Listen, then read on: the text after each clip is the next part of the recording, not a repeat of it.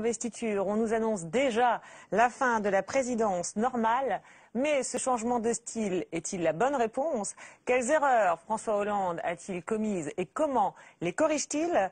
Pour répondre à ces questions et pour déshabiller en tout bien, tout honneur, l'ex-président normal, avec nous 4 invités, Jean-Louis Missika, sociologue, spécialiste de la communication et plutôt proche de la gauche, puisque vous êtes adjoint au maire PS de Paris, Bertrand Delanoë, Thierry Sausset, communicant et spécialiste en communication, vous aussi, mais proche de Nicolas Sarkozy. Dans votre dernier livre, Sarkozy, de l'échec au comeback, vous analysez la campagne, en évoquant aussi, bien sûr, la stratégie de François Hollande. On verra comment vous analysez ces changements. Laurent Binet, écrivain, nous rejoindra dans quelques instants. Donc, il est auteur de ce livre. Rien ne se passe comme prévu. Il a suivi la campagne de François Hollande et il nous donnera sa vision sur son changement de style. Et enfin, Sébastien Boller, docteur en neurobiologie, spécialiste de la gestuelle, des gestes qui, en matière de communication politique, comptent beaucoup, notamment quand il faut annoncer des mauvaises nouvelles, réagir à des sondages en baisse.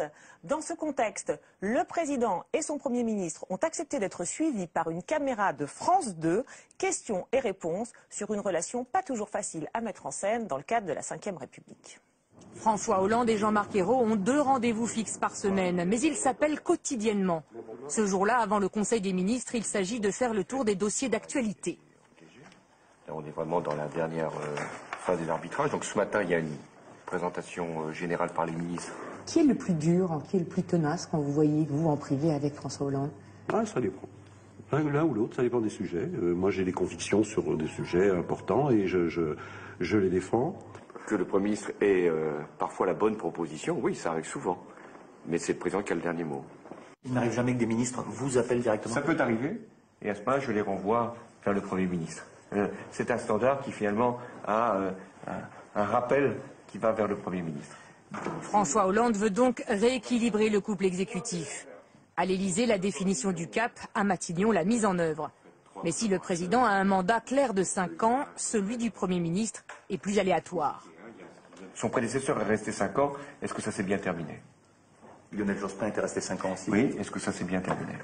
Personne ne peut dire qu'il y a une loi. Alors, c'est incroyable, parce qu'on a l'impression que par la télé interposée, voilà, il dit à son Premier ministre, prépare-toi à partir dans pas trop longtemps. Alors, question, est-ce fait exprès? Est-ce une manière de dire que c'est son fusible ou juste une petite pirouette façon François Hollande dont il ne mesure pas l'impact? Jean-Louis Missika, à votre avis? Je pense que c'est tout cela à la fois. C'est-à-dire d'abord, ce qui est intéressant, c'est que visiblement, ce reportage a été concocté par le pouvoir pour essayer de mettre en scène en quelque sorte cette relation président, en tout cas, cette relation président-premier ministre avec naturellement toutes les difficultés de la Ve République aggravées par le raccourcissement du mandat présidentiel, le quinquennat. Et donc le problème qui a été posé dès le départ, en fin de compte, ça a été est-ce qu'il est possible d'avoir un article 20, c'est-à-dire c'est le Premier ministre qui conduit la politique de la nation, appliquée complètement. On s'est rendu compte très rapidement que ça ne fonctionnait pas, et donc il a fallu que François Hollande monte en première ligne, ce qu'il a fait en début septembre au journal de TF1 et à travers quelques discours.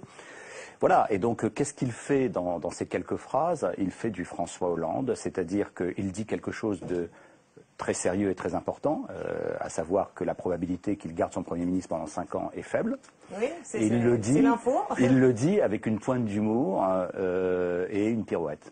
Oui, mais alors c'est assez incroyable parce qu'effectivement, alors il nous explique quand même qu'il renvoie tout le monde vers le Premier ministre, en même temps c'est lui qui tranche, mais en même temps, enfin bon, on a l'impression qu'il y a plein d'informations effectivement contradictoires. On va faire réagir Thierry Sausset d'abord, parce que c'est vrai qu'on a l'impression qu'au départ il voulait se démarquer évidemment de la relation Fillon-Sarkozy, en disant voilà, le Premier ministre n'est pas mon collaborateur.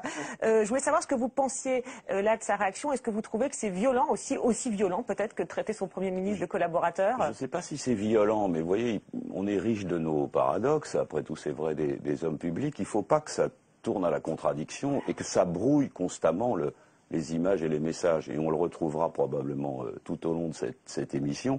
C'est quelque chose qui est très déstabilisant, je pense, pour l'image, pour la crédibilité et pour l'opinion publique. Qu'est-ce qui est déstabilisant? Il dit toujours tout et le contraire du tout. C'est-à-dire, il dit, je fais confiance à mon Premier ministre, je renvoie vers lui, mais Attention, il va probablement pas rester. Hein. Il a parfois de bonnes idées, tout de suite après, il dit mais c'est souvent aussi. Alors c'est parfois ou c'est souvent, faudrait savoir. Et donc si vous décryptez les choses en profondeur, il y a toujours cette idée chez lui. Voilà. Est-ce que c'est parce qu'il n'a pas une vision claire, une stratégie claire des choses? Chez Mitterrand, le paradoxe était enrichissant. Hein. L'Europe est une chance et un risque. Comme ça, hein, vous preniez ce que vous voulez. Chez François Hollande, je trouve que le paradoxe devient trop contradiction et brouillage de la communication et de la crédibilité. Oui, parce que c'est vrai que dans ce reportage, en fait, on l'a réécouté plusieurs fois en préparant l'émission. Alors d'abord, on retient effectivement c'est moi qui tranche, après on retient je renvoie tout vers lui, après on retient, enfin, on ne sait plus très bien quoi retenir.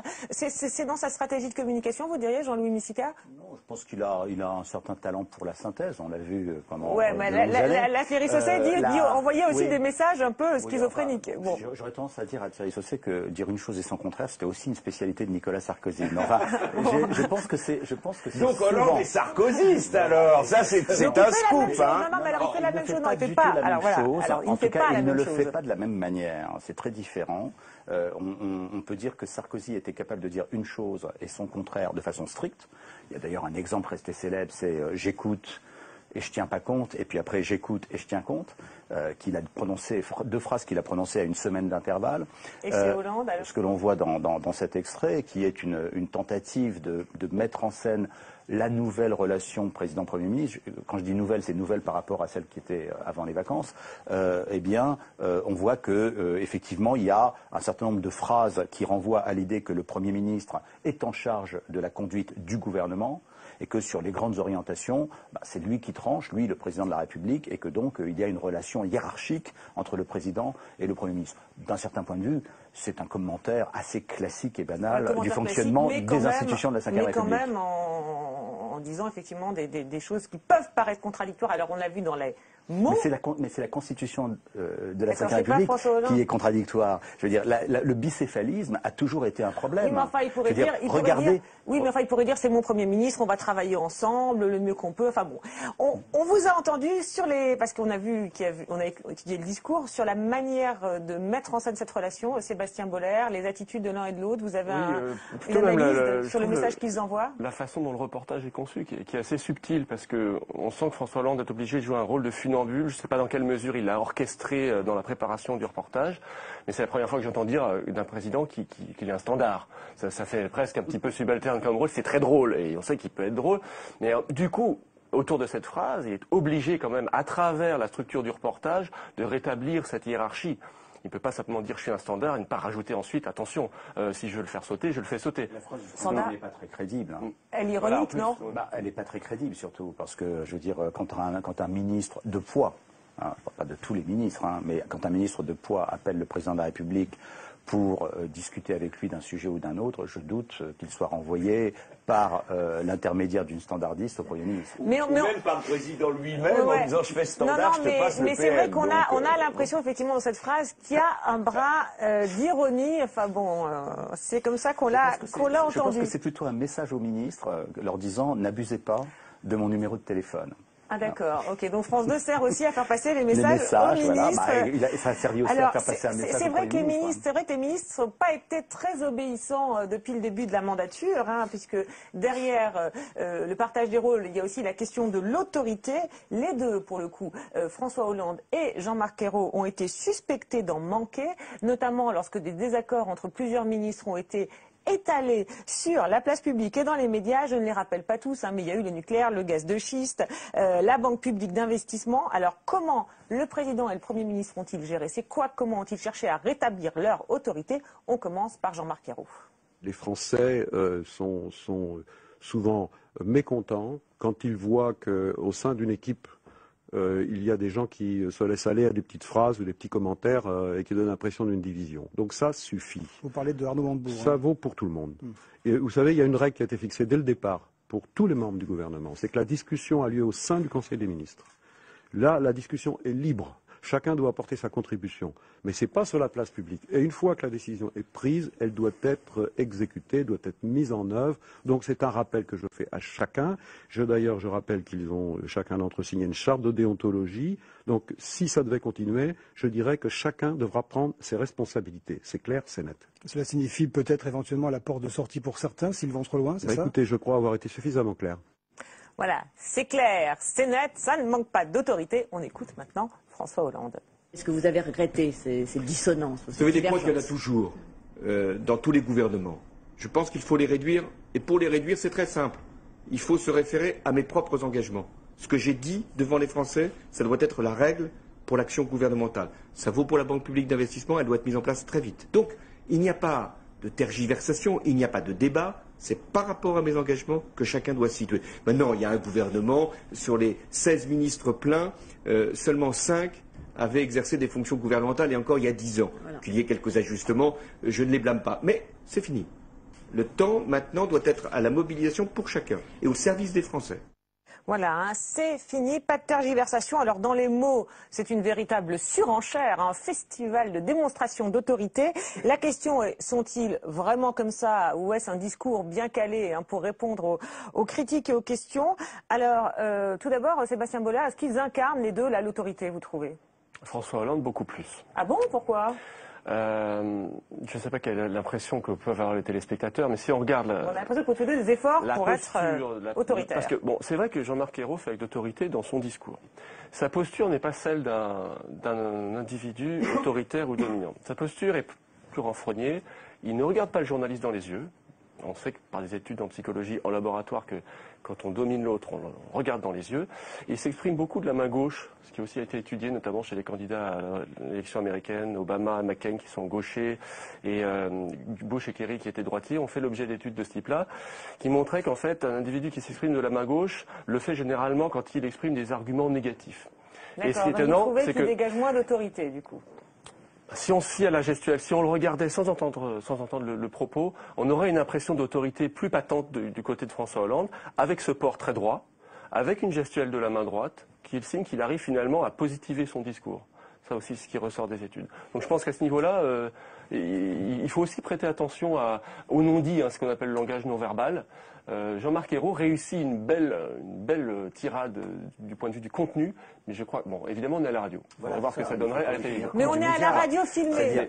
On est à la radio filmée. Je pense que les politiques n'ont pas encore complètement intégré que quand ils passent à la radio, ils sont filmés et que c'est diffusé comme une vidéo. Voilà. Maintenant, moi, ce qui m'a frappé dans ces deux extraits, c'est le caractère, je dirais presque figure imposée, des débuts de l'exercice du pouvoir de ce type de propos. Voilà. Quand un gouvernement qui se met en place, il y a toujours des couacs, hein, il y en a eu dans tous les gouvernements en début de mandature, et le chef du gouvernement ou le président de la République, à un moment donné, vient dans les médias et dit ça suffit. Voilà. Des fois, ça suffit pas de dire ça suffit. Hein. D'accord. Ouais, c'est toute la question, effectivement. Alors, Laurent Binet, vous avez suivi, vous êtes écrivain, vous n'êtes pas spécialiste de la politique, mais justement, c'est ce qui nous intéresse, vous vous intéressez aux mots, au discours, vous avez suivi la campagne. Quand vous voyez, là, François Hollande, dans cet exercice et cette démonstration d'autorité, d'ailleurs, beaucoup ont noté qu'il était très raide, hein, et alors, voire même peut-être de plus en plus... raide, qui cherchait vraiment à incarner l'autorité. Vous avez l'impression que c'est un nouveau François Hollande que vous découvrez par rapport à celui que vous avez suivi pendant la campagne, et si oui, à quoi ça tient? Là, il me semble qu'il y a vraiment il se met dans la position du père vis-à-vis des ministres. Oui, ils sont nouveaux, ils sont jeunes. Voilà, ils sont inexpérimentés aussi, hein, c'est une manière de les remettre à leur place, mais je ne les blâme pas. C'est-à-dire, donc voilà, la position du père qui gronde gentiment ses enfants, mais mais voilà, qui en même temps qui n'est pas trop sévère, qui est dans la pédagogie. Donc là, il y a une figure paternelle, il me semble. D'accord. Vous trouvez qu'il correspond à celle que vous avez pu suivre pendant toute la campagne. Voilà, il est dans son. Parce que c'est vrai que c'est. Non, mais là, il est dans un rôle, là, bien sûr. Hein, il joue un rôle. Mais un rôle, parce que la question c'est toujours pareil. Dans quelle mesure le personnage qu'on voit dans les médias est éloigné, voilà, de par le rôle qu'il joue du vrai personnage. C'est vrai que c'est amusant cette manière de dire aux ministres, vous êtes jeunes. Moi, ils sont jeunes, expérimenté. En même temps, c'est un peu, est-ce que ça rassure vraiment? Est-ce que c'est paternel? Mais ça peut être un peu inquiétant. C'est la double énonciation, c'est-à-dire que, vous le disiez tout à l'heure, il s'adresse aux téléspectateurs, mais il s'adresse aussi aux ministres en même temps. Mais je crois surtout que c'est des rodomontades. Parce que en réalité, ça n'est pas mis en œuvre. On fait un petit numéro d'autorité dans les médias et à la télévision, exagéré, me semble-t-il. Hein. Vous trouvez qu'ils en font trop? Mais bien entendu, puisqu'après, alors sur les Roms, quoi, vous virez Valls ou vous virez Duflot, et ça va continuer comme ça sur d'autres sujets. Donc à un moment donné, ce genre d'image, voilà, on vous les repasse. Ils ont dit, mais là, qu'est-ce que vous faites, Monsieur le Président, Monsieur le Premier ministre, là? Quoi? C'est quoi ça? Alors vous virez ou vous virez pas? Et donc, si vous voulez, maintenant, avec les télé, infos, continu, vous, Internet, tout ça, ça reste. Bien sûr, d'accord. Donc ils en font trop. Ok. Puis peut-être qu'ils n'ont pas l'impression de les virer. Ils en font trop sur ce sujet-là. Je pense sur d'autres, ça peut se discuter. Puis peut-être effectivement qu'avoir des ministres qui ne sont pas toujours d'accord, ça peut aussi servir. Moi là, bon. Gouvernement de coalition, dans les gouvernements de coalition, par construction, il peut y avoir des accords qui sont exprimés publiquement. Surtout les minoritaires, je pense notamment à Europe Écologie Les Verts, pour exister politiquement, ils ont quand même besoin de se démarquer tout en restant au gouvernement, ce qui est un exercice difficile. Mais en tout cas, on voit bien que là, c'est pas cette manière-là, parce qu'on aurait pu penser que François Hollande avait envie de jouer cette carte-là. Là, on a l'impression qu'en tout cas, en ce moment, c'est pas celle que lui et son Premier ministre veulent jouer. Alors, on a abordé la question. C'est à cause de la crise. Ouais. C'est à cause de la crise. Alors, à cause de la crise, alors justement, la crise, et elle a joué sur la question de l'autorité, on vient de le voir, il y a aussi la question du tempo, comme on dit. Alors là, je vous propose de faire une petite marche arrière. On retourne au mois de juin. Après son investiture, François Hollande nous explique qu'il faut savoir prendre son temps. Démonstration, écoutez.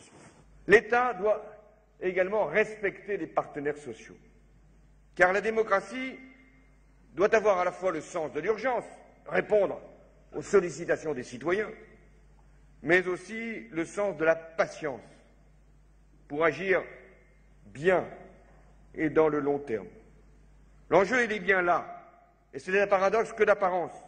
Pour répondre à l'urgence, mieux vaut prendre son temps, celui de la concertation et de la réflexion. Le temps de transformer les idées en projets et les projets en actes. Ça s'appelle le dialogue.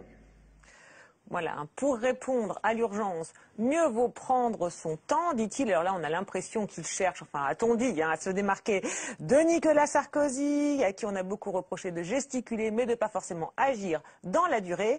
Mais au retour des vacances, eh bien, l'ordre des priorités semble avoir un peu changé. Écoutez-le, c'était fin août. Alors, mon devoir, c'est de dire la vérité aux Français. Nous sommes devant une crise d'une gravité exceptionnelle, une crise longue qui dure depuis maintenant plus de 4 ans. Ma mission de président de la République, c'est de conduire notre pays pour qu'il fasse des choix dans le bon ordre, dans le bon rythme et dans la bonne direction. Il y a d'abord l'urgence. L'urgence, c'est l'emploi. D'abord celui des jeunes, les plus éloignés du marché du travail. C'est l'ambition des emplois d'avenir. J'ai considéré que ce dispositif devait être engagé sans attendre.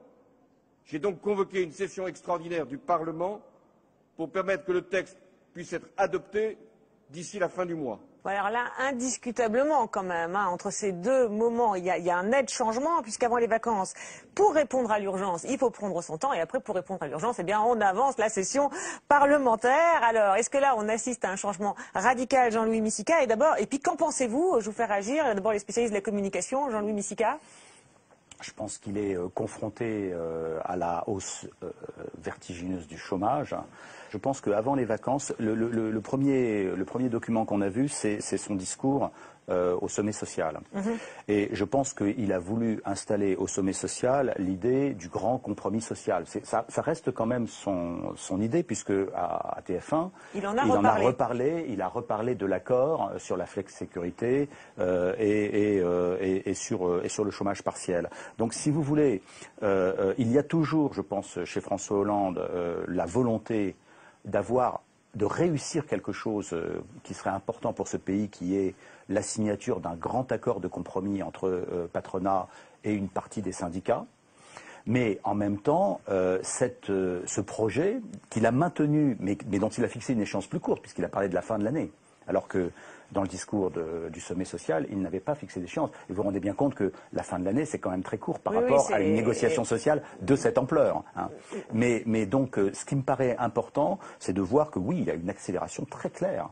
Et il y a un changement de posture du président de la République que l'on a vu à ce discours de Châlons et à l'émission de TF1, qui est un double changement. Il y a un changement sur le rythme et il y a un changement sur la posture, c'est-à-dire la première ligne, être en première ligne.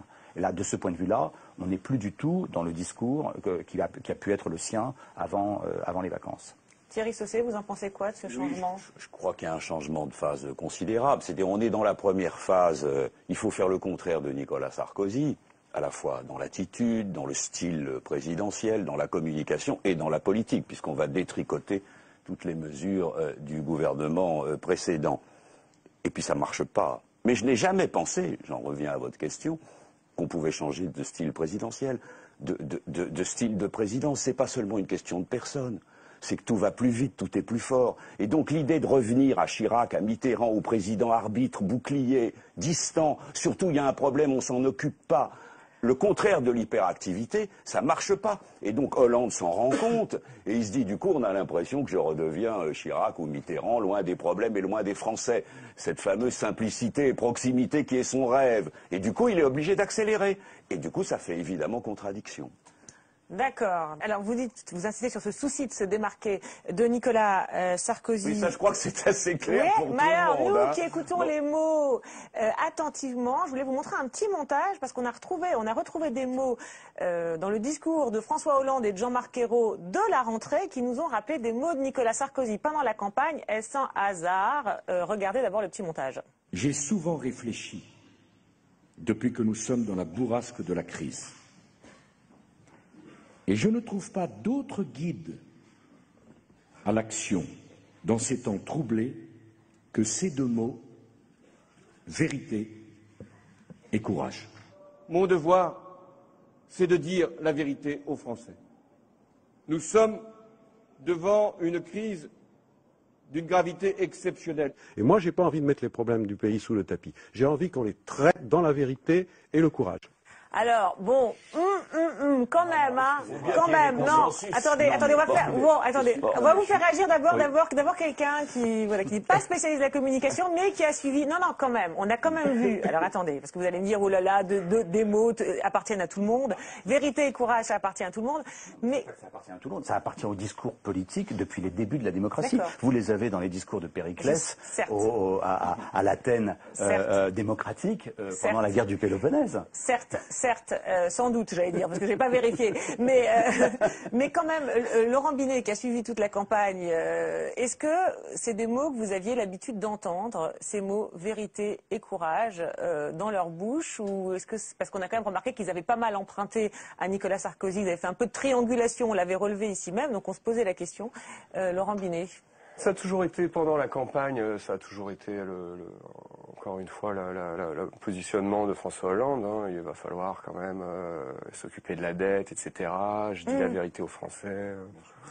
Bon. D'accord, non, parce que ça contrastait quand même avec le... Non, allez-y. C'est peut-être ce qu'il y a autour du mot vérité qui est intéressant, parce que Nicolas Sarkozy, dans le premier extrait, ce qu'on ne voit pas, c'est qu'il revient sur le terme de vérité en disant « j'ai choisi de dire la vérité aux Français ». C'est important, parce que François Hollande dit « mon devoir est de dire la vérité ». Donc d'un côté, il y a le choix de dire la vérité, et du côté de François Hollande, il y a le devoir de dire la vérité. Dans ce même discours, il dit d'ailleurs ma mission, il emploie le terme de mission, le fait de prendre des bonnes décisions dans le bon ordre. Il y a un discours presque moraliste du côté de François Hollande, comme si la vérité était vraiment, si on n'avait pas le choix. Alors que du côté de Nicolas Sarkozy, avec cette idée d'un président qui incarne dans son choix, dans sa puissance d'action personnelle, hein, les orientations de la nation, il y a plutôt l'idée que la vérité, il a choisi de la dire, qu'il aurait pu aussi ne pas la dire. Je trouve ça assez intéressant, dans les différences de personnalité. Là, on voit bien l'opposition de style. Hein, c'est très lyrique, la façon dont Sarkozy parle de bourrasque et de guide dans la tempête, alors que voilà, Hollande c'est beaucoup plus mesuré. D'accord. Non, parce que comme toute la campagne de Nicolas Sarkozy avait été basée sur discours de vérité et de courage, c'est pas vous qui me contredirez. Ah, on a entendu ça pendant toute la campagne. On trouve ça drôle pour des gens qui veulent se démarquer de Sarkozy à tout prix, de reprendre juste ces deux mots. C'est tout. On se dit, c'est quand même des mots qu'on avait... Écoutez, attendez, il faut en prendre d'autres, vous allez voir. Je pense que les décisions qu'ils doivent prendre et qu'ils sont peut-être en train de prendre doivent être des décisions courageuses. Ce que ça veut dire, courage, ça veut dire que c'est des décisions difficiles, c'est des décisions qui heurtent votre électorat. Ce sont des décisions qui vont demander des efforts aux Français. Donc c'est ça, toute la thématique de la parole politique en période de crise et de crise financière grave et de crise sociale grave avec le chômage est une thématique de l'effort. et donc du courage. Et la notion de vérité est là pour dire je ne vous cache pas la gravité de la situation. Donc de ce point de vue-là, la situation est grosso modo la même avant et après mai 2012. Je parle de la situation économique et sociale de la France. Et le discours des gouvernants, eh bien, il essaye de décrire cette situation. Alors, on a évoqué le changement de discours. Entre ces deux discours d'avant et d'après les vacances, il y a eu toute une parenthèse estivale. Et c'est lors de cet été meurtrier, a-t-on eu l'impression que les problèmes avaient commencé à réellement se poser, notamment des problèmes d'image. Alors, on va faire là aussi un petit retour en arrière. On va continuer. Début août, le président part en vacances dans un style très président normal. Regardez. Arrivé hier soir en TGV en gare de Hier, François Hollande avait encore sa cravate. Le président dit normal joue la carte de la simplicité avec un peu de mal à décompresser. Ce sont des vacances, comme je l'ai dit, normales mais pas ordinaires, car nous sommes dans un contexte qui est très difficile. Il y a encore des turbulences sur les marchés européens, une décision de la Banque centrale européenne qui est conforme à ce que nous avions nous-mêmes engagé à la fin du mois de juin, mais qui doit être maintenant mise en œuvre. Et puis nous avons toujours ces difficultés d'emploi, donc ce ne seront pas de vraies vacances, mais en même temps c'est un moment de pause. Merci, c'est très gentil. Vous la rends quand même? Pour François Hollande, pas de sortie musclée en vélo façon Sarkozy, mais un pas tranquille avec Madame à la Chirac. On va aller à Bormes-les-Mimosas là? Ah non, voilà, alors pendant l'extrait, on cherchait la valise de François Hollande. On ne l'a pas vue, il ne porte pas sa valise, on ne sait pas où elle est, il a la cravate, mais pas la valise. Alors, il a beau dire qu'il reste mobilisé, il parle quand même, on l'a entendu, d'un moment de pause. Et c'est vrai que pendant ses vacances, il sortira peu, enfin deux déplacements officiels, notamment un consacré au thème de la sécurité à Colobrières, dans le Var, où 2 femmes gendarmes ont été tuées au mois de juin. Ma présence ici était à la fois une nécessité morale, un soutien que je voulais apporter, mais également une marque de confiance à l'égard des forces de sécurité et un engagement de faire mieux travailler encore nos services, de faire en sorte que nous puissions agir plus efficacement contre la délinquance et la criminalité. Voilà le message que je voulais délivrer ici à Pierrefeu, avec encore la peine et la douleur pour les familles d'Audrey et d'Alicia, et aussi pour les gendarmes qui les ont connus. Donc ce fut un moment d'émotion, bien sûr. Le président dépose une gerbe à la mémoire des 2 jeunes femmes. Mais il faut préciser que cette visite fut très mal prise par les familles, qui lui reprochèrent de faire de la com, d'être venu avec 2 mois de retard, et encore simplement parce qu'il était dans le Var. Je rappelle que Colobrières, ou Pierrefeu, n'est qu'à 30 km de Brégançon. Et donc, avec le recul, cette sortie semble avoir marqué le début des ennuis. Je vais vous faire réagir, mais juste avant, pour boucler la séquence, le retour des vacances de François Hollande, toujours en train, mais un peu plus bronzé, le 19 août. La rentrée, c'est maintenant, et il y a du travail qui nous attend, les Français qui veulent que les problèmes qu'ils rencontrent soient réglés, donc le changement, ça se poursuit, à son rythme, mais avec volonté et avec la perspective de redresser la France. Vous avez le temps de vous reposer? Oui, mais enfin, on est en vigilant. Merci à vous. Merci. Voilà. Et c'est là qu'on sent le petit malaise quand même. Vous avez eu le temps de vous reposer, oui, mais en étant vigilant. On ne sait plus finalement. C'est toujours la même ambivalence, comme sur les discours. Il faut prendre le temps, et puis juste après, il faut agir dans l'instant. Il doit proposer aux Français une rupture avec l'agitation de Nicolas Sarkozy, mais en même temps, il doit pouvoir montrer qu'il n'est pas, qu'il se repose pas, qu'il est capable de réagir quand la situation le montre. Pareil, il part en vacances, je me repose. Oui, mais non, je me repose pas. En gros, c'est impossible c'est inconciliable. Mais il est dans une offre communicationnelle. De toute façon, on est en recherche des deux. On veut un président qui soit à la fois différent de Nicolas Sarkozy et qui soit un petit peu pareil. Donc, il se dédouble d'une certaine façon. Et on reçoit cette offre, finalement, on prend un petit peu ce qu'on veut là-dedans, je trouve. Oui, alors, on l'a évoqué tout à l'heure, le discours avec des messages assez contradictoires, parce que là, il dit ce sont des vacances normales, mais pas ordinaires. Il parle de pause, mais en même temps, au retour, la rentrée, c'est maintenant. Oui, un petit mot sur ces messages, Jean-Louis Missika. Moi, ce qui me frappe, c'est que le récit de la présidence Hollande n'a pas commencé véritablement. Je m'explique. Aux vacances ou aujourd'hui? Non, même aujourd'hui. Ah. C'est-à-dire qu'un mandat présidentiel, c'est une histoire qui dure 5 ans. Et donc c'est une histoire avec un récit, une narration. Ce qui se passe avec François Hollande, et ce qui est assez intéressant, peut-être justement, qui éclaire un peu sa personnalité, c'est qu'on sent une sorte d'hésitation. C'est-à-dire que le récit n'a pas encore complètement commencé. On ne sait pas quel type de héros il est, quel type on connaît les problèmes qu'il doit résoudre, on sait les difficultés auxquelles il doit faire face, mais on ne sait pas dans quel ton, dans quelle tonalité, dans quel style, est-ce qu'on est dans la tragédie, est-ce qu'on est dans le drame, quelle est grosso modo l'histoire qui va nous être racontée. Et donc il y a un effet de suspense, de suspension du temps, qu'il va falloir résoudre à un moment donné, parce que cette histoire, elle a déjà commencé, et d'un certain point de vue, s'il n'est pas capable de la maîtriser, ce sont d'autres qui vont la raconter. D'accord, donc vous dites, mais c'est intéressant, parce qu'on ait bien compris. Donc en fait, là, tout ce qu'on a vu, vous dites, il n'a pas encore choisi de mode narratif dans les vacances. Écoutez, ça se voit après. C'est le message un peu contradictoire, c'est ça, c'est qu'il n'a pas choisi. Oui, je pense qu'il n'a pas choisi, et surtout, de ce point de vue-là, comme il s'est construit dans la campagne comme un anti-modèle, comme un contre-exemple de la posture et de la présidence Sarkozy, effectivement, pendant les premières semaines, les premiers mois, grosso modo, le phénomène de comparaison et justement d'écart par rapport à ce que faisait Nicolas Sarkozy a été ça a été ça son récit de présidence. Oui, d'ailleurs tout le monde a regardé les images comme ça. Il prend le train, pas Sarkozy. Pas il dit normal, pas Sarkozy, exactement. etc. Mais au fur et à mesure qu'on s'éloigne de la fin de la présidence de Nicolas Sarkozy, ce phénomène comparatif, à moins que Nicolas Sarkozy lui rende l'immense service de revenir dans les médias de telle manière que le récit parallèle puisse se prolonger. Mais sinon, il va falloir qu'il raconte sa propre histoire et non pas une contre-histoire. Alors justement, à propos d'histoire, d'abord un petit mot de l'écrivain. Vous qui avez suivi justement la mise en récit de cette campagne, vous êtes d'accord? Vous avez l'impression aussi que là, ça patine sur l'histoire, même si pour le coup vous la suivez maintenant par médias interposés? Oui, c'est logique, c'est-à-dire son adversaire a disparu, du coup il doit réinitialiser sa position. À mon avis, l'expression clé dans toute la séquence qu'on a entendue, c'est un terme qu'il a employé et que vous avez repris tous les deux fois, c'est mais en même temps. Mais en même temps... Avec Hollande, il y a beaucoup de mais en même temps, ouais. Peut-être, c'est lié spécifiquement à Hollande. De toute façon, c'est lié à une formation d'énarques où on est tout le temps dans un mouvement dialectique, grand 1, mais en même temps grand 2.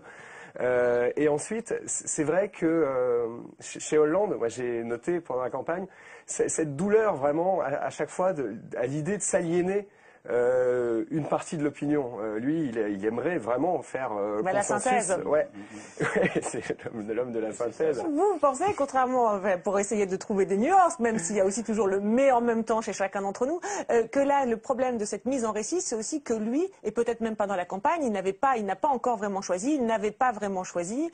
En même temps, c'est le principe même de la démocratie. Disons, à partir du moment où on n'est pas dans des positions extrêmement radicales, on est dans une forme de balancement. Au risque d'envoyer ces messages contradictoires. Oui, alors comment vous avez jugé cette séquence? Il n'a pas choisi, c'est grave. Il est temps. Si ce que vous dites est vrai, il est temps d'atterrir dans la vraie vie et le monde réel. Il est président de la République. Il faut simplement lui rappeler. Oui, voilà, on est dans la communication. Et on peut être tout à fait président de la République et hésiter sur deux modes de communication. Je crois qu'il a commencé à écrire son histoire, contrairement à ce que dit Jean-Louis Missika. La banalitude, la normalitude. Toujours cette espèce d'obsession de faire le contraire de ce qui se faisait hier. Et ça ne peut pas marcher, parce qu'il y a une erreur fondamentale. La proximité attendue par les Français, c'est pas de les singer, c'est pas de se balader en Bermuda dans les rues du Lavandou quand on est président de la République. C'est pas la même simplicité. On a dire que ça, on avait l'habitude. Non, c'est pas la même simplicité que leur vie quotidienne. La proximité attendue par les Français, c'est la proximité par rapport à leurs préoccupations. C'est qu'est-ce que vous faites par rapport aux soucis que j'ai ou aux attentes que j'ai. Et vous verrez que ce sera son Fouquet's à lui. Les vacances, qu'est-ce qui sera? Alors attendez, qu'est-ce qui est son Fouquet's? C'est son feuilleton à lui. À chaque fois qui va prendre le train, on dira est-ce que les bagages sont arrivés en Falcon? À chaque fois qu'il fera quelque chose, il ira en voiture à Bruxelles, les Belges diront, ou en train, pardon, les Belges diront et combien de bagnoles sont arrivées pour repartir la nuit. Et donc vous verrez, c'est son Fouquet's à lui. Vous verrez, ça va lui coller jusqu'à la fin, vous verrez. La normalité et la banalité, ça va lui coller, y compris du fait des médias sur les questions que ça posera. À chaque fois, du genre, il vient au train, est-ce que les bagages arrivent en Falcon? Vous verrez que ça va lui coller jusqu'à la fin du quinquennat. Pour revenir au Bermuda, je trouve qu'il ça dit, il a arrêté de prendre le train. Il cherche l'équation entre le Bermuda et la cravate, c'est ce qui est intéressant sur ces images. Et il a trouvé le moyen terme qui est la chemise col ouvert. Et donc voilà, est-ce que ça c'est condamnable? Est-ce que ça va lui coller au basque, comme vous le dites, la chemise comme moyen terme entre justement cette espèce de volonté de ressembler aux vacanciers vraiment dans sa tenue la plus simple et l'austérité de la cravate. Et sur la cravate, par exemple, c'est intéressant parce que quand il ressort du TGV, on voit qu'il a remis la veste, mais qu'il n'a pas encore remis la cravate. C'est très étudié, il y a un continuum comme ça de la tenue familière. C'est pas la tenue ou le Bermuda qui va le poursuivre, hein. Vous êtes bien d'accord, hein. Vous m'avez compris. C'est la présidence normale. Oui, on a compris. Sur Hollande, mon idée de la présidence normale, pourquoi je pense que c'est aussi grave que le Fouquet's en termes de feuilleton, c'est parce que je suis déconnecté de la vraie vie et du monde réel. Je prends mon temps, je suis au-dessus de tout ça. Il n'y a pas forcément d'urgence, même quand je dis après qu'il faut se bouger plus vite. Et il y a un côté déconnecté par rapport à la réalité. Qu'est-ce qui fait, se disaient les Français pendant ces vacances-là, avec tout ce qui se passe aujourd'hui dans le monde? Et ça, c'est très déstabilisant. On a compris le parallèle, il n'y a plus d'ambiguïté. Merci. Dernière petite chose concernant la fameuse sortie à Colobrières, parce qu'on a souvent dit que François Hollande était plutôt un beau communicant. Hein. On avait plutôt l'impression qu'il avait bien réussi, même si vous avez soulevé effectivement le problème du entre guillemets storytelling de ses débuts. Colobrières, comment on peut en arriver à faire une erreur pareille, d'aller comme ça 2 mois plus tard dans un endroit où 2 gendarmes sont mortes 2 mois avant, avec en plus un télescopage au moment où il y a des émeutes à Amiens. Selon vous, il a voulu quoi? Il a voulu faire une sortie.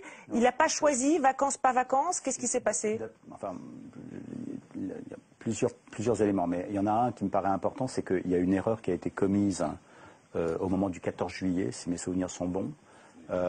Ils n'ont pas été invités, il avait invité les parents de tous les militaires qui étaient morts en mission, et je pense que ça c'est le protocole où les gens du cabinet n'ont pas invité les parents de ces 2 femmes gendarmes, et ça a été très très mal vécu par les familles.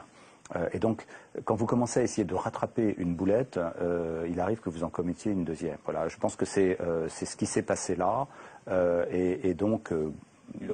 En même temps, ce déplacement a été critiqué alors qu'il était quand même tout à fait honorable et tout à fait estimable. Les critiques étaient sans doute exagérées. Mais peut-être parce qu'il avait voulu rattraper une boulette, et c'est ça qui s'est senti. Donc le centre de communication, ne jamais chercher à rattraper une boulette. D'accord.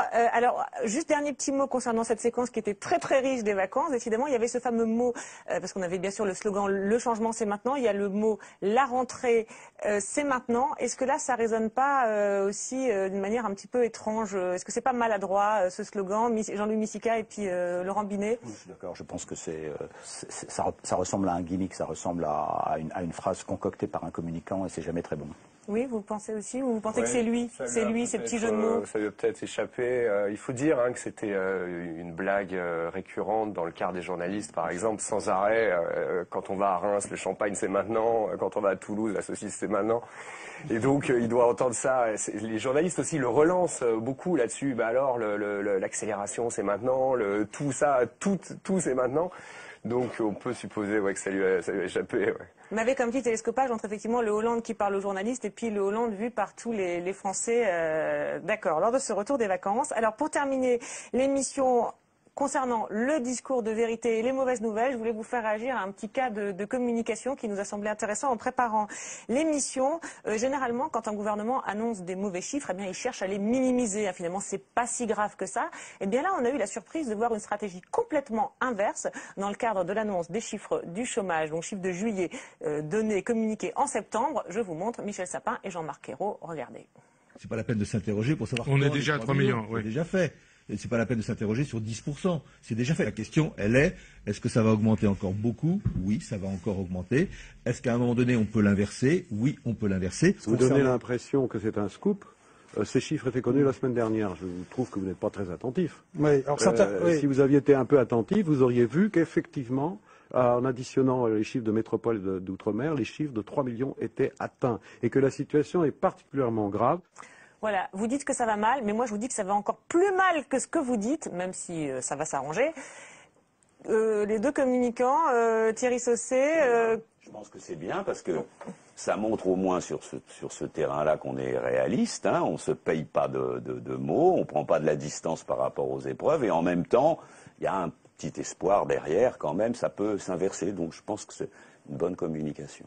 Le sujet est d'une gravité exceptionnelle et comme ils savent que la crise va se prolonger, comme donc le chômage va augmenter tout au long de l'année 2012 et une bonne partie de l'année 2013, puisque en fin de compte, qu'est-ce qu'a dit François Hollande dans son interview à TF1? Il a dit inversion de la courbe du chômage dans un an. Hein, donc si vous comprenez bien ce que signifie cela, ça veut dire aggravation du chômage de septembre 2012 à septembre 2013. Donc il est clair que vous avez besoin de bien marquer le point de départ et de signaler, de signifier, même mezzo voce, que c'est quand même un héritage.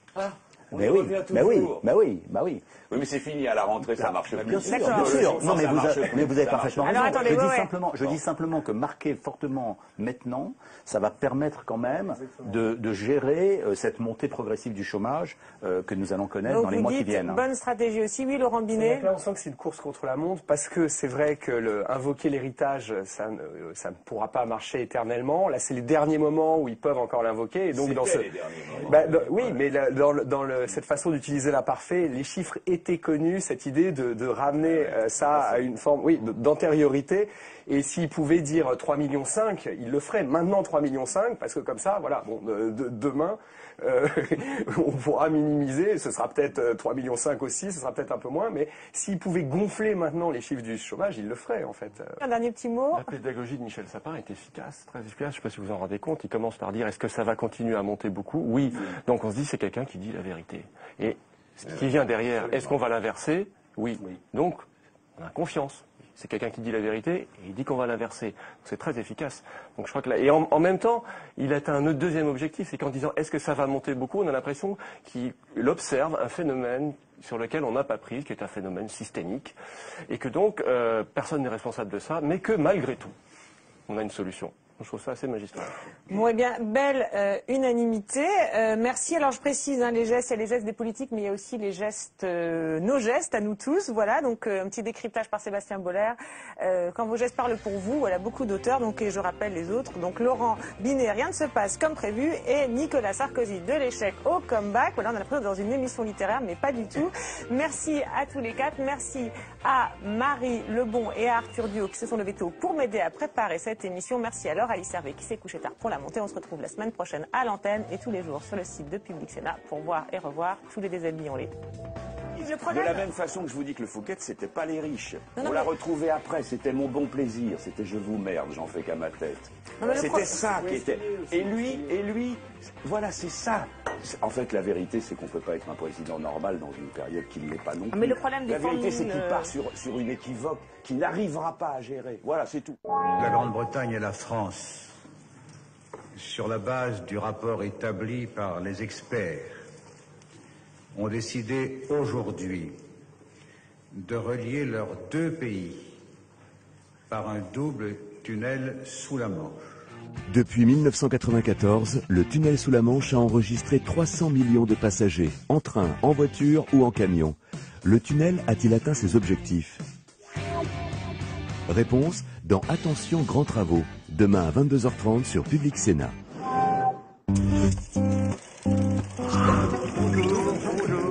En ce début d'année, une question et une seule taraude les journalistes présents ce jour-là. Est-ce que vous allez vous marier avec Carla Bruni et quand? C'est la seule brosse du marché qui est capable de brosser aussi bien les flancs que le dos de l'animal. Vous êtes le président de cette race basque, des porcs fouineurs, c'est ça? Pas très confortable pour un humain quand même. Pour Jean Bizet, l'agriculture française ne peut pas rester en marge de l'agriculture mondiale en fermant la porte aux OGM. Il en va de l'avenir de l'agriculture et de l'agro-business. On est effectivement en train d'enterrer le Grenelle. C'est important pour vous d'être là aujourd'hui? J'ai été sénatrice en Colombie. J'ai toujours pensé que ces institutions portent l'âme des pays qu'elles représentent. Pour moi, le Sénat ne gagnera la bataille de l'image que si, partout dans cet hémicycle, nous nous engageons.